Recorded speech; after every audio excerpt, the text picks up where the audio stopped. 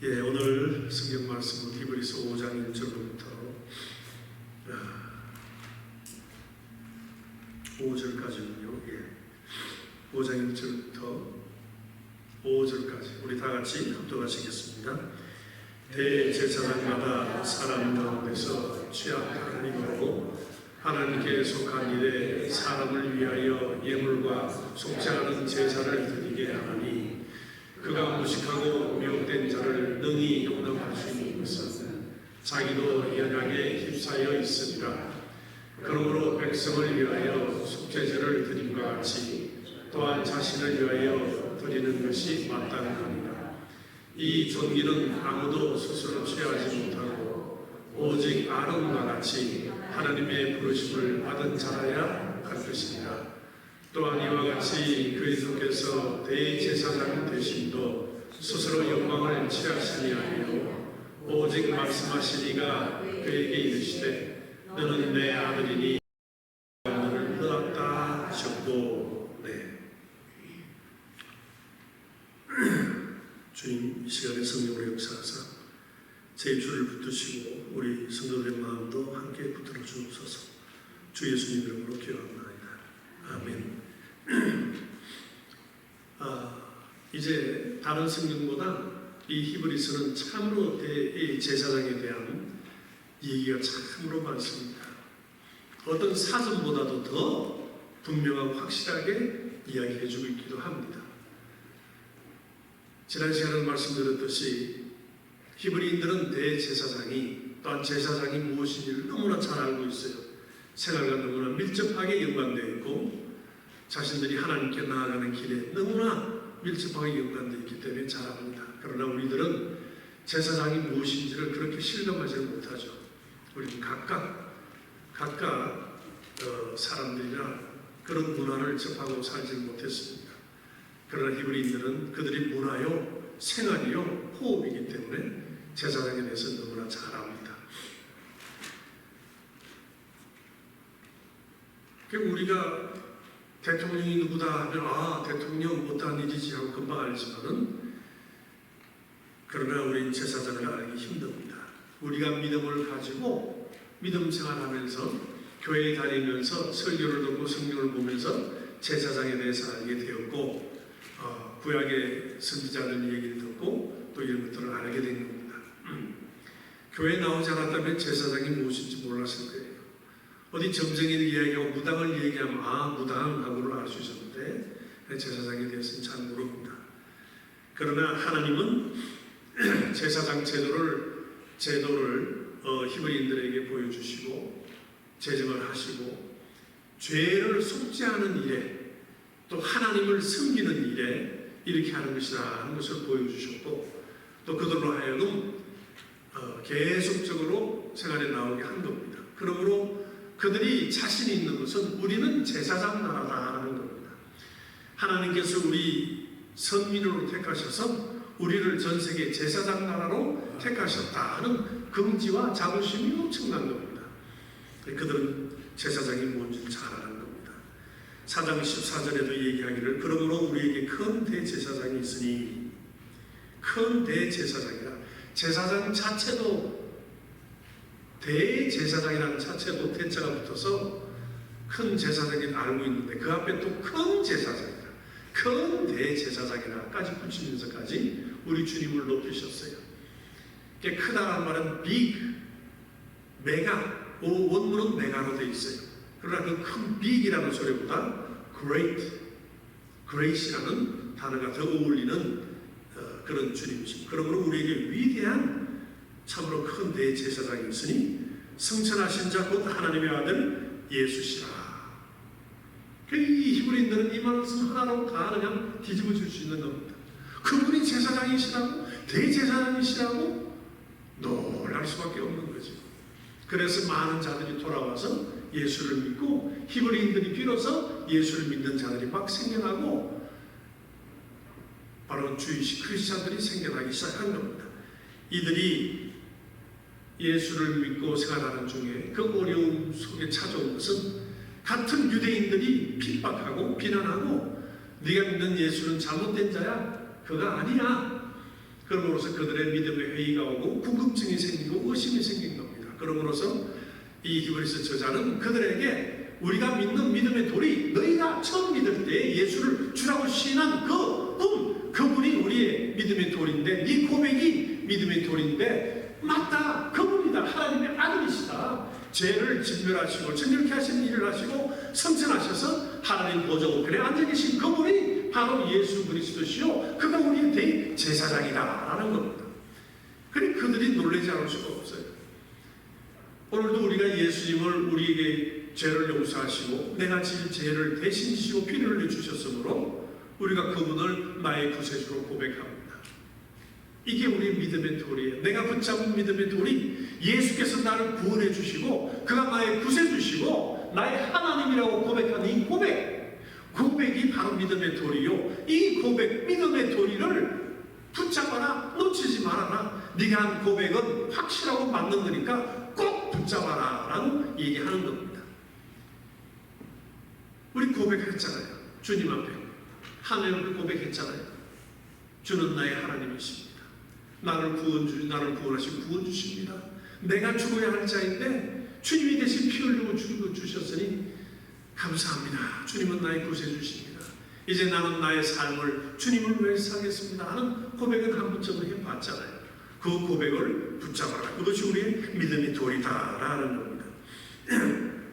그리고 이 대제사장이라는 것은 하나님께, 예수 이전에는 하나님께 나아갈 자가 없었어요. 아무도 하나님께 나아갈 자가 없고 하나님께 기도할 자들이 없었습니다.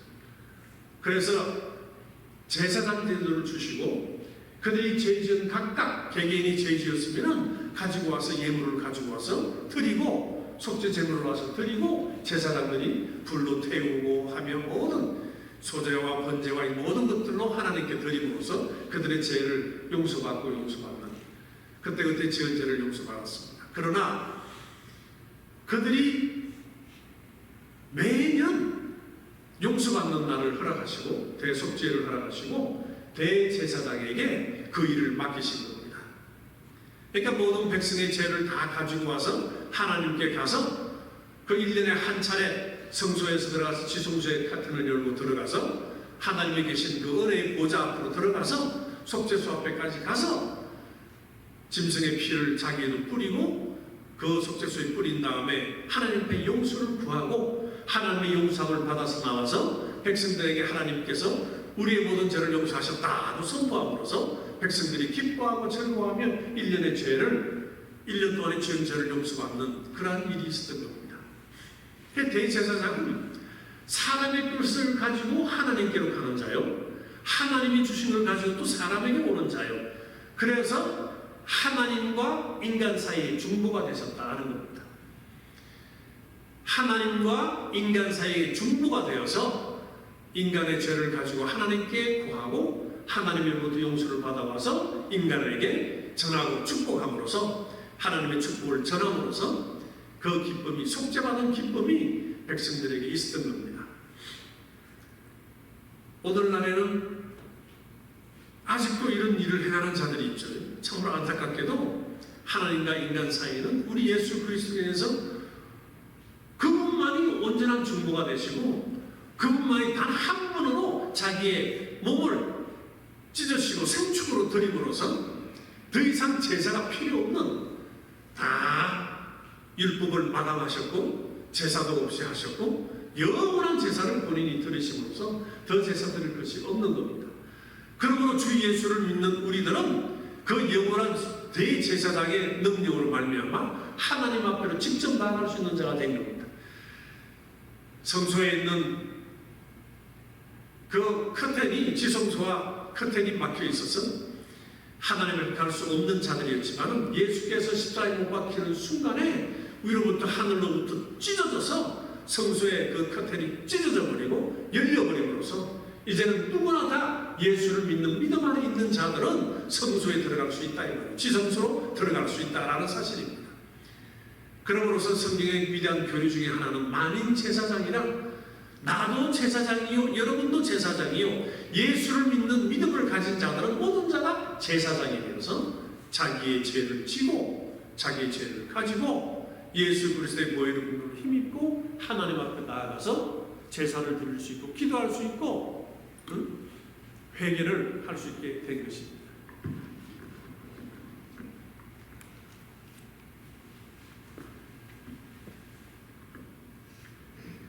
그렇게 회개를 할 수 있게 된 겁니다.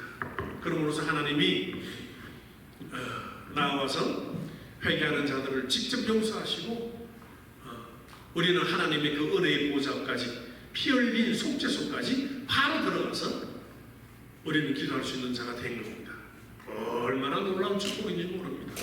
내가 하나님의 보좌 앞에까지 나갈 수 있다는 사실, 주 예수께서 이루어놓은 길이라는 사실입니다.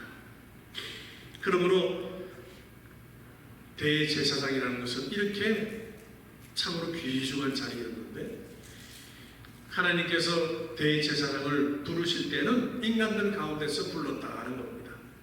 인간들 가운데서 택해서 그를 제사장직에 허락하신 거예요. 여러분 아시죠?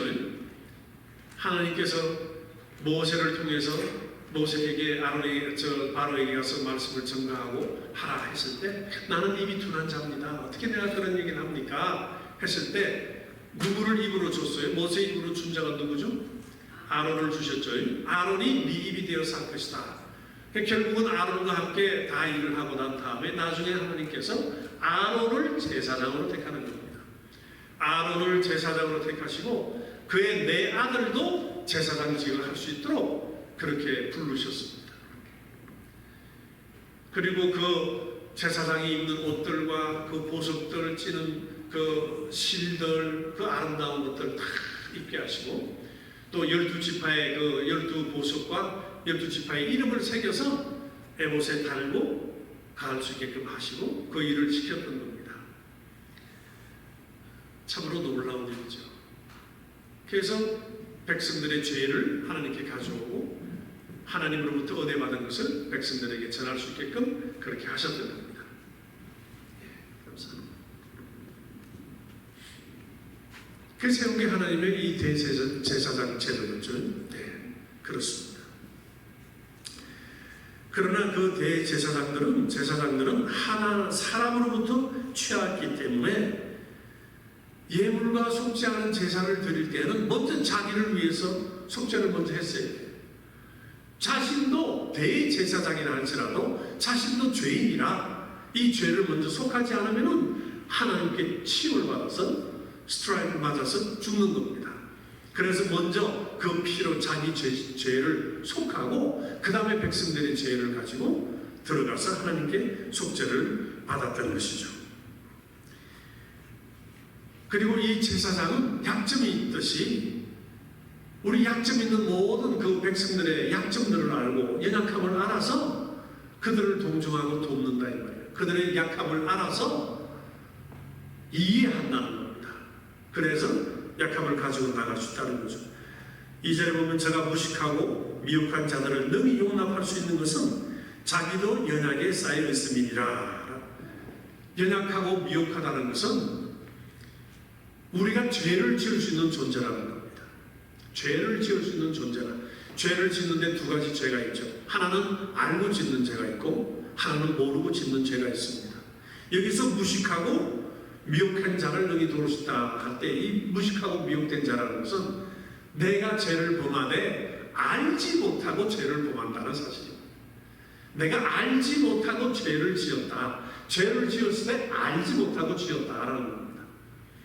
그러므로 이 제사장도 자기도 죄를 지을 수 있는 사람이라 너와 나와 쌤쌤이다. 내가 너를 아노라. 백성들의 그 실수를 아노라 하는 거죠. 그래서 하나님께 그렇게 죄를 고백하게 된 겁니다. 그러나 주님은 죄가 없으신 분이세요. 주님은 죄가 없으신 분이시기 때문에 자기를 위해서 희생할 일이 없어요. 자신을 위해서 속죄할 일이 없어요. 죄가 없으시다 이 말이에요. 그러므로 우리의 연약함을 돌보시는 주님께서는 우리의 모든 연약함을 알고 다 도우신다라는 겁니다. 그 말이 다음에도 나오죠. 네, 그렇습니다. 그러나 이 육신으로 택함받은 제사장들은 자기 죄를 위해서 먼저 속죄를 드리고 또한 그렇게 하나님에 나아갔습니다. 그러나 이 종기는 아무나 스스로 취하지 못하고 오직 아론과 같이 하나님의 부르심을 입은 자라야 할 것이니라 라고 그랬습니다. 스스로 종기를 취하지 못한다. 내 스스로 제사장이 되지 못한다라는 겁니다. 하나님의 부르심을 받아야만이 제사장이 될 수 있는 겁니다. 그래서 아론은 하나님의 부르심을 받아서 그가 제사장 직무를 한 겁니다. 다윗 때, 솔로몬 때에는 제사장들이 한 5천 명 정도가 있었다고 그랬죠. 대제사장은 한 200~300명 정도가 있었는데 그 많은 제사장들이 있었지만은 다 죄인들이라 각각 자기가 먼저 회개를 하고 자신을 위한 제사를 드린 다음에 나왔던 겁니다. 그러나 그들은 하나님께서 레위 족속으로 인해서 제사장직을 줬어요. 허락을 하셨어요. 그래서 허락받은 자들이 이루지만은 허락받지 않은 자는 못한다 하는 겁니다. 하나님이 부르심을 입지 않았으면 제사장이 되지 못한다 하는 겁니다. 더구나 대제사장은 그 존귀한 자리라 그랬습니다. 이 종기는 아무나 스스로 취하지 못하고 오직 아론과 같은 하나님의 부르심을 입은 자라야 할 것이니라 라는 것이죠. 또한 이와 같이 그리스도께서 대제사장 되심도 스스로 영광을 취하심이 아니 오직 말씀하신 이가 저들을 이르시되 너는 내 아들의 내가 오늘 너를 불렀다 하신 것 같이 예수 그리스도도 본인 스스로가 내가 대제사장이 되리라고 된 것이 아니라 아버지 하나님의 부르심을 받고 그 부르심에 순종하여 대제사장이 되었다라는 사실입니다. 부르심을 받은 적이 있느냐 하는 겁니다. 부르심을 받은 적이 있느냐. 오늘날 교회가 많습니다. 이 세상엔 교회가 참으로 많습니다.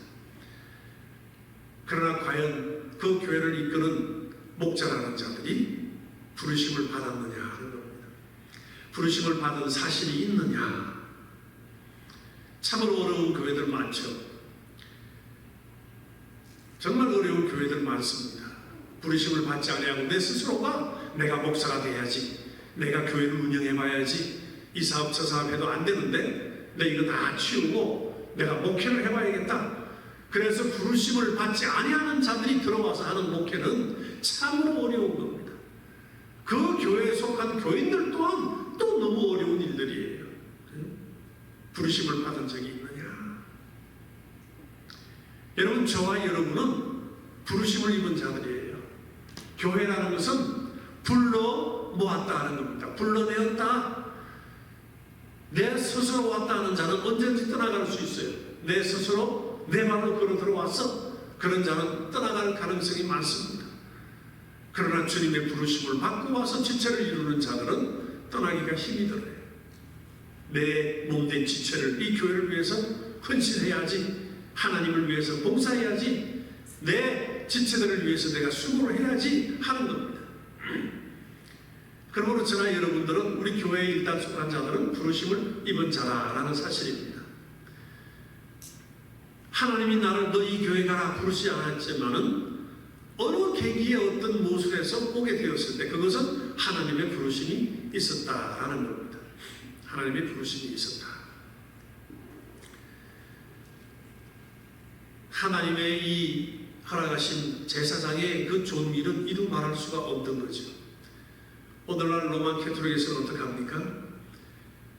우리 주 예수 그리스도의 공로로 인해서 우리는 만인 제사장, 나도 제사장이 되어서 하나님 보좌 앞에 나아갈 수 있는 자가 되었어요. 예수 그리스도께서 열어놓은 그 길로 인해서 우리는 들어가서 하나님의 은혜의 보좌 앞에 담대히 나가서 하나님께 아뢰를 수 있고 구할 수 있고 구할 수 있고 우리에게 주신 능력이에요. 번세입니다. 하나님의 자녀가 되게 하셨다 그랬죠. 번세를 주셨다 그랬습니다.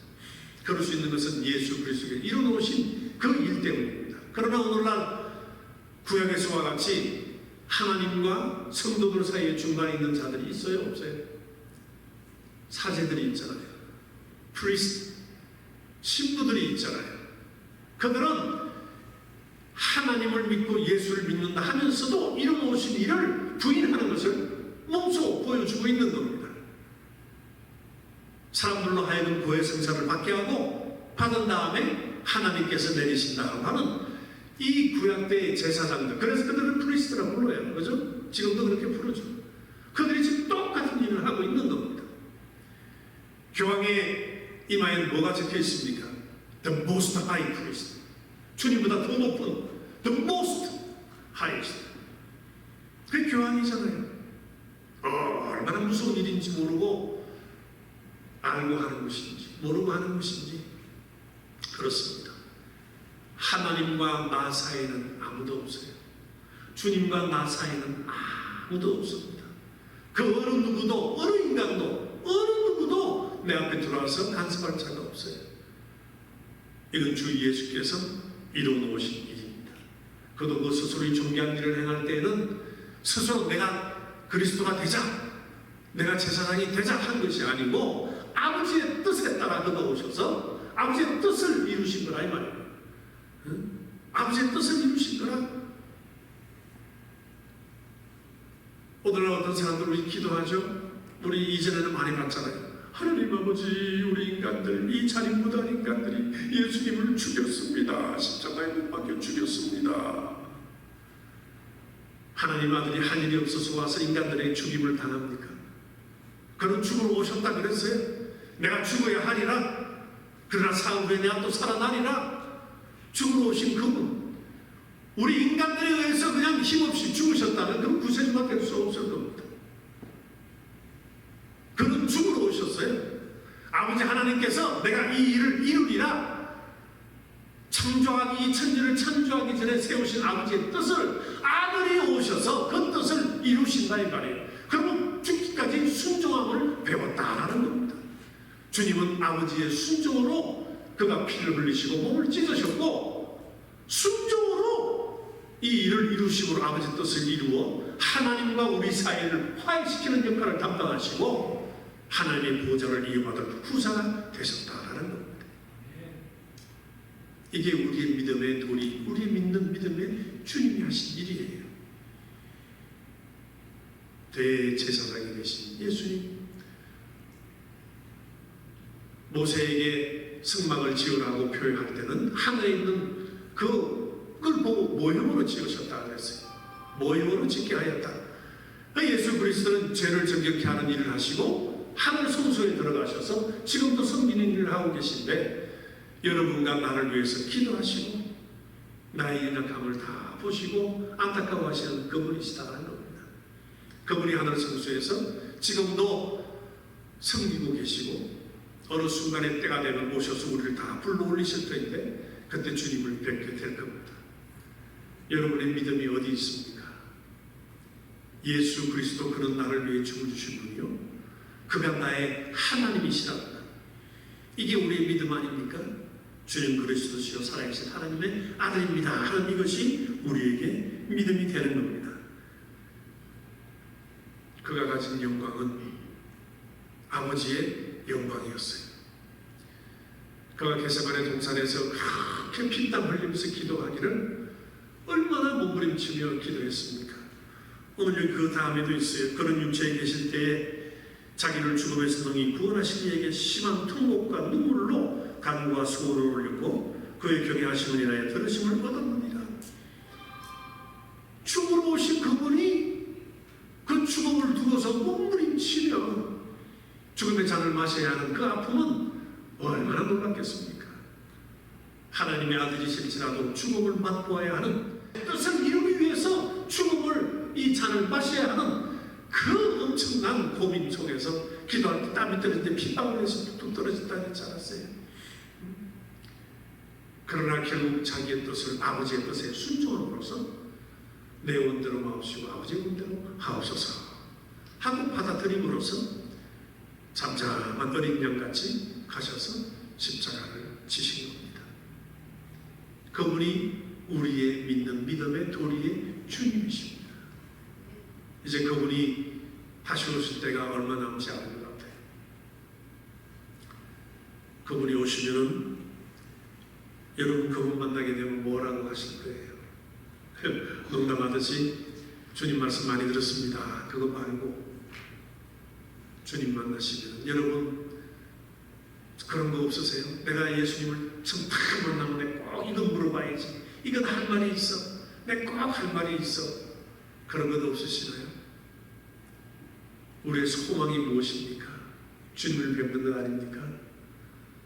그런 소망이 있으신가요? 그저 교회 왔다 갔다 설교 듣고 찬송하고 예배드리고 뭐 일주일간 생활하고 또 예배드리고 생활하고 예배드리고 타성에 젖어버린 그런 신앙생활은 아닐 거 아니에요. 나의 소망은 무엇인가? 나의 소망은 무엇인가 생각해 보시기 바랍니다. 그리고 그분이 우리 믿음의 근원이다라는 사실입니다. 나를 구원하실 일은 그분밖에 없고 나를 하나님의 자녀로 삼으신 분도 그분밖에 없고 나에게 능력 주실 분도 그분이에요.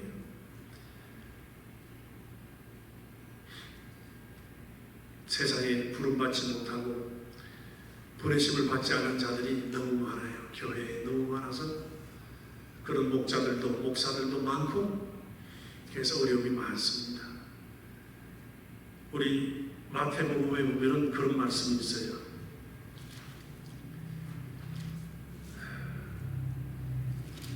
마태복음 7장에 보면은 21절에 보면은 나더러 주여 주여 하는 자마다 다 들어갈 것이 아니요 천국에 다 들어갈 것이 아니요 다만 하늘에 계신 내 아버지의 뜻대로 행하는 자라야 들어가리라.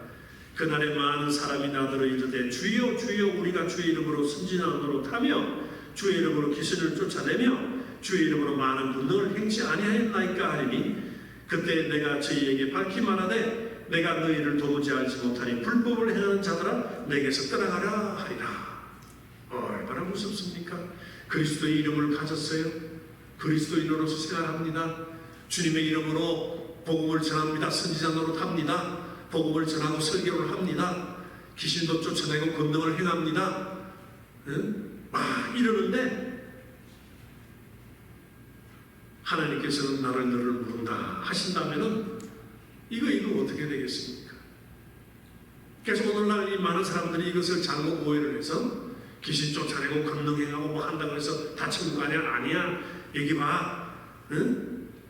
귀신 쫓아내고 권능을 행하고 만천명이 일으키고 한다 할지라도 천국 못 들어가는 사람들이 많아. 그런 능력이 없는 자들이 말씀하는 거예요. 그렇게 얘기하는 겁니다. 오늘 여기서 포인트는 거짓 선지자라는 겁니다. 보냄을 받은 적이 없는 자, 하나님이 세운 적이 없는 자, 하나님이 부름을 받지 못한 자가 부름받은 자처럼 일한다는 겁니다. 거짓 선지자라 불법을 행하는 자라. 여기 하나님이 주님이 말씀하시는 이것은 그리스도인들이 행하고 목자들이 행하는 그 문제가 아니고 애당초 부름을 받지 못한 자가 부름받은 자처럼 행하는 자, 불법을 행하는 자라 이 말이에요. 불법. 내가 언제 너를 부른 적이 있느냐? 난 너를 모른다. 우리가 주의 이름으로 귀신 쫓았지 않습니까? 권능 행치 않았습니까? 설교 말씀 전하고 예배 드리고 찬양 찬송했지 않습니까? 그래도 나는 너를 모른다. 난 너를 부른 적이 없노라. 난 너에게 보낸 적이 없노라. 이런다면 이거 얼마나 큰일 난 문제입니까?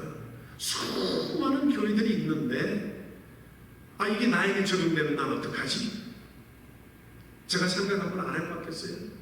이게 나에게 적용된다면 내가 주님을 위해 헌신하고 물질 희생하고 나의 시간 희생하고 이렇게 살아왔는데 내 주님 만났을 때 주님 할 때 나는 너를 모른다 하면은 나는 뭐가 되느냐는 겁니다. 여러분들도 마찬가지예요.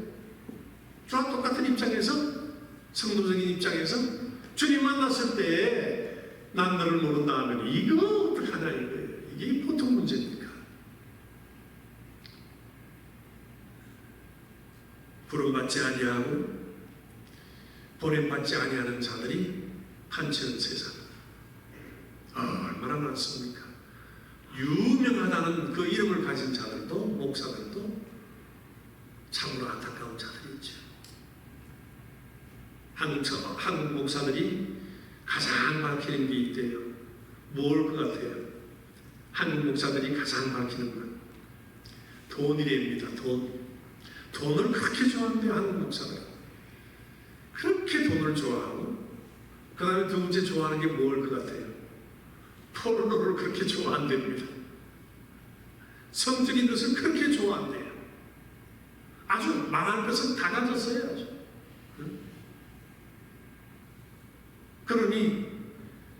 그러니 어떤 목사가 주님이 하늘에서 이렇게 내려다 보실 때 어떤 목자가 내 목자냐, 어떤 자가 나의 일꾼이냐 하고 보실 때 그 답답함이 얼마나 크겠어요.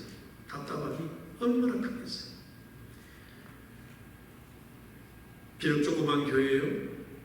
몇십 명 안 되는 교회라 할지라도 주님으로부터 부르심을 입은 자, 주님이 가서 목회를 하고 보냄을 받아서 하는 자들에게는 하나님이 보증이 있지만은 그렇지 않은 자들에게는 하나님이 보증이 없는 겁니다. 하나님이 보증이 없어요. 보증이 없는 자는 빨리 끝내고 가야 하는 거 자기 가족으로 살려야 돼요. 어린 애들까지 그냥 뒤죽박죽으로 죽이되게 결국 그들은 커서 나 교회 가기 싫어 안 가. 너무나 어릴 때부터 고생을 해서 전 그런 사람 봤어요. 목사님 한 분을 알았는데 새벽 기도를 가는데 사모가 안 간다는 거예요. 사모님 왜 안 가냐? 어릴 때부터 그렇게 새벽 기도에 고생해서 하루 때 나는 새벽 기도 안 간다. 그런 사모님을 봤어요. 내가 교회를 떠난 이유가 이렇다 저렇다 하는 사람들을 많이 얘기를 들어봅니다. 그들도 다 그런 부류들이에요. 보고 실망하고 것들, 힘들고 어려운 것들을 얘기하는 겁니다. 우리에게는 하나님과 나 사이에는 아무도 없습니다. 주님이 길을 열어놓으셨어요. 우리는 언제든지 주님께 달려갈 수 있고 언제든지 하나님 아버지 보호자 앞에까지 단명히 나아갈 수 있고, 이것은 주님께서 열어놓으신 길이라 하는 겁니다. 우리가 마음을 자꾸 새롭게 먹고 자꾸 성경 말씀을 봐야 돼요. 말씀이 나 안에 없으면 나를 인도해 줄 게 없어요. 가이드해 줄 게 없어요. 원래 인간은 종교심이 있어서, 어떤 종교를 가진 자들이 다 종교심이 있어서 신을 찾습니다. 그러나 우리는 그런 일반 종교하고 달리 진리를 만난 자들 아닙니까? 그러므로 진리 가운데 써야 되는데 진리는 하나님의 말씀이라 그랬습니다. 주님의 말씀이 진리이니 그 말씀을 우리가 접하고 묵상하고 생각하고 마음에 다짐하면서 나아갈 때 이것이 우리를 인도하신다 이 말입니다. 저는 여러분들이 주님과의 깊은 관계를 갖기를 바랍니다. 그저 하나의 종교 행위로서 하는 것이 아니라 주님을 깊이 생각하고 주님과의 깊은 대화까지 들어갈 수 있는 그러한 영적인 사람이 되기를 바랍니다. 우리 교회 앞에 표어에 뭐라 그랬습니까? 믿음 안에 자라가고 전도로 열매 맺자 그랬죠. 그 밑에 보면은 마가복음 1장 45절의 말씀이 있습니다. 앞에 좀 띄우고 예수께서 띄우고 오직 바깥 한적한 곳에 계셨으나 사방에서 사람들이 그에게로 나오더라. 이게 교회예요. 이게 교회입니다. 저도 요즘 고민에 빠졌어요. 내가 어떻게 해야 되나? 어떻게 더 주님과 씨름을 더 해야 되나? 교회는 예수님의 소문이 나야 되는 거거든요. 교회는 예수의 소문이 막 나가야 되는 겁니다. 다른 거 없어요. 막 예수의 소문이 나가야 되는 겁니다. 그 교회 갔더니 얼마나 말씀이 충만한지 몰라. 그 교회 갔더니 교인들이 사랑이 충만해. 그 교회 갔더니 병든 자들이 막 낫기도 해. 막 예수의 소문이 나야 되는데 목사의 소문을 내고 우리 어떤 시스템을 소문을 내고 교육의 어떤 시스템을 소문을 내고 막 하기 때문에 어려운 겁니다. 전부 다 인위적으로 하려고 합니까? 그러나 교회는 아무튼 교회가 어디 산골짜기에 들어가 있고 마을이 안에 어디 저 왼친데 떨어져 있다 할지라도 소문을 듣고 찾아오고 예수님 앞으로 막 나오듯이 교회는 막 주님의 소문을 듣고 나와야 되는 거예요. 그게 제가 고민이 막 항상 우리 교회는 왜 이럴까? 내가 책망받을 자가 되는 건가? 내가 왜 이러지? 물론 어려움이 있어요. 저도 어려움이 있고 저도 열심히 하지 않잖아요. 물 주는 자의 입장만 취하고 있지 목회를 하지 않잖아요. 여러분의 아픔과 괴로움과 고통을 들여다보지 않잖아요. 여러분의 문제점을 내가 해결하기 위해서 묻고 상담하고 기도하지 않잖아요. 그런 것들이 있어요. 저에게도 나쁜 게 있어요. 그러나 내 바람은 정말 여러분들이 주님과의 때를 만난 자들이요, 깊은 대화를 나누는 자들이요, 나도 좀 뭔가 변화를 받아서 하나님 변화를 좀 주셔서 막 주님의 수고를 내는 그런 자가 되고 싶은데 못되는 안타까움이, 이 연약함이 게으르고 무지하고 우유부단하고 여러분에게 그것 안 할 수가 없어요. 저는 그렇습니다. 그러나 능력 주시는 자에서 우리는 할 수 있다고 했으니 마음을 한번 가다듬지 않을 겁니다. 마음을 가다듬고 나에게 주어진 시간, 여러분에게 주어진 시간이 얼마일지 모르지만은 열심을 내보자 하는 겁니다. 저는 주님과 지금 씨름 중이에요. 주여 내가 어떻게 해야 하니까. 그렇습니다. 주님이 우리의 대제사장 되신 같이 우리에게 왕같은 제사장의 자격을 주셔서 우리가 각각 만인 각각이 제사장이라, 그래서 하나님께 들어갈 길을 열어놓으셨고 함께 대화하고 의논하고 해결할 수 있는 길을 열어놓으셨습니다. 여러분들이 이걸 10분 사용하시고 100% 사용하셔서 주님 앞에 나아가세요. 말씀하세요. 요구하세요. 그리고 이루시는 여러분 되시기를 예수님 이름으로 축원합니다. 그런 우리의 대제사장이시여, 우리의 영원한 구원주시여, 그분이 우리의 영원한 구원의 근원이 되신다 하는 겁니다. 기도하시겠습니다. 아버지 하나님, 이제부터는 대제사장에 관한 얘기를 많이 해야 할 텐데 오늘은 잠깐 했습니다. 주님, 무엇보다도 몸을 찢으시고 피를 흘리시고 해서 길을 열어놓으셔서 우리들로 하여금 하나님의 그 위대한 보좌 앞에까지, 속죄소 앞에까지 담대히 나아가게 하셨는데 우리가 나아가지 못할 자가 되지 아니하고 나아가서 하나님께 모든 것을 아뢰고 구하고 구하여 주님의 사랑하는 자녀들로 살아가기에 부족함이 없는 자들로 삼아 주시옵소서. 우리 주 예수님 이름으로 기도합나이다. 아멘. 우리 찬송